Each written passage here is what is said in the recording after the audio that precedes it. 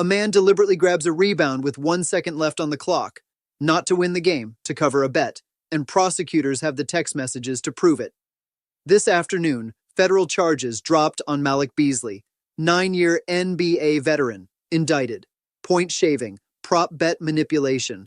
His own attorney confirmed it to ESPN. He's surrendering to the government this week, but the headline is only half the story. Back up 1 year. June 29th, 2025, exactly 1 year ago today.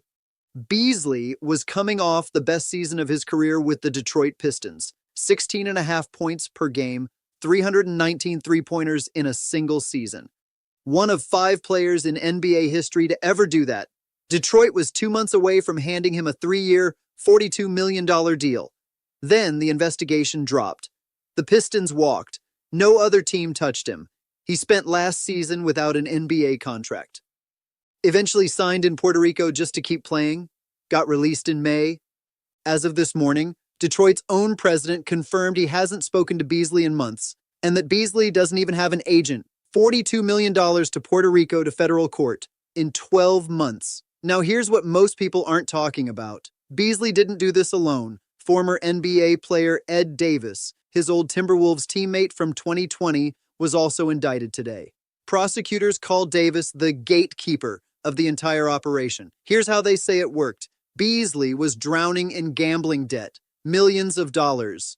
Davis loaned him the money to cover it, but the repayment wasn't cash. Instead, Beasley allegedly agreed to manipulate his own performance in specific games. Rebounds, points, individual stats, stuff that doesn't change the final score, but absolutely destroys a prop bet. 6 people total were charged.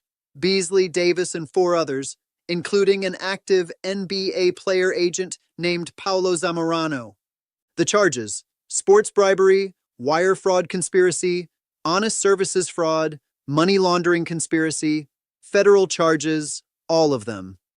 Prosecutors aren't speaking in generalities. They have 4 specific games. The 2023-24 season, Milwaukee Bucks. January 26th against Cleveland, Beasley scored 3 points. March 21st against the Nets, he was supposed to go under his rebounding total. He went over instead. Co-conspirators lost money. They came after Davis. And then there's the moment that ended up in the actual federal indictment. March 10th, Bucks versus Clippers.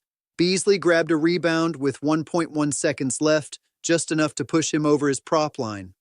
Text messages from the co-defendants were preserved. One of them wrote that he pushed Connaughton out of the way, that they were 1.1 seconds away from being down thousands of dollars. That's not interpretation. That's the receipts. And Beasley isn't even the only name you should recognize in this case. This same federal sweep has now taken down 6 current or former NBA players. Jonte Porter pleaded guilty. Terry Rozier pleaded not guilty. Chauncey Billups, arrested last October. Current head coach, Hall of Famer, Damon Jones, pleaded guilty in April. More than 30 people total, including reputed mobsters. The U.S. attorney said the scheme erodes the integrity of American sports and victimizes the sports-watching public. This isn't one bad actor who made a bad decision. This is a network. Beasley is 29 years old. No NBA team touches him while federal charges are pending. The Pistons technically still hold his rights and could offer him up to $7.2 million. But that's a fantasy at this point. A year ago, he was a 6th Man of the Year candidate. Today, he's coordinating a surrender with the federal government. And the bigger question nobody wants to answer out loud, the NBA partnered with sportsbooks. Prop bets on individual player stats are everywhere. Anyone in the world can log on and bet on whether a specific player grabs 7 or 8 rebounds tonight. Did the league build the exact conditions that made this inevitable? Because when the incentive is right there, and the debt is real, and the money is enormous, the next Beasley is already in someone's contact list. So where does the NBA go from here? And how many more people are still waiting to be named? Drop your take in the comments. And if you're not subscribed, you already know.